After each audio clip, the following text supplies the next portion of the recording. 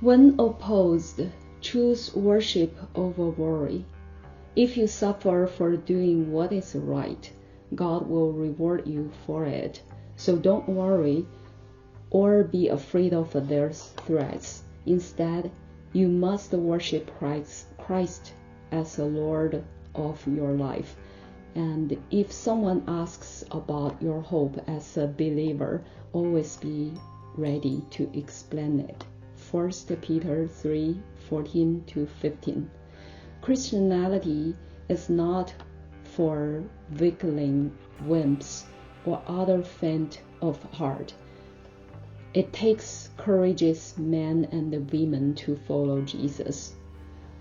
What is it costing you to follow Jesus Christ?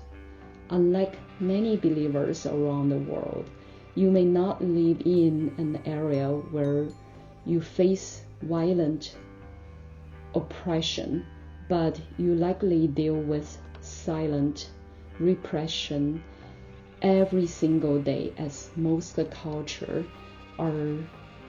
cultures are becoming more and more secularized and anti-Christian.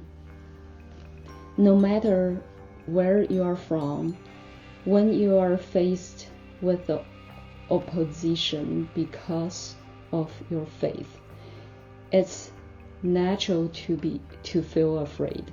So how do you get rid of a fear of opposition? How do you get rid of a fear of disapproval? How do you get rid of a fear of being rejected? You need to be filled with God's love. The Bible says, there's no fear in love, but perfect love casts out fear. 1 John 4:18. When you face opposition, choose to focus on God's love for you. People who rest in the assurance of God's love don't fear rejection or disapproval.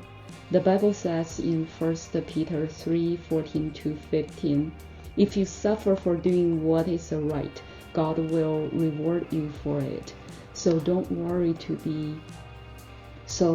worry or be afraid of their threats. Instead, you must worship Christ as the Lord of your life. And if someone asks you about your hope as a believer, always be ready to explain it. When you feel pressure to be quiet about your faith, you have a choice. You can worry or you can worship. That means either you panic or you pray.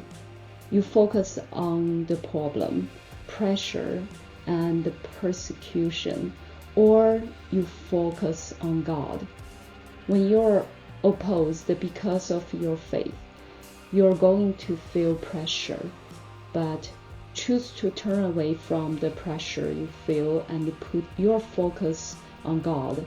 In other words, choose to worship, because focusing on God is essentially worship.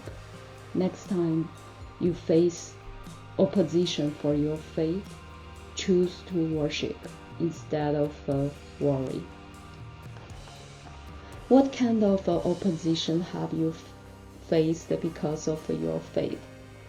1 Peter 3:14 says that God will reward you if you suffer for doing what is right.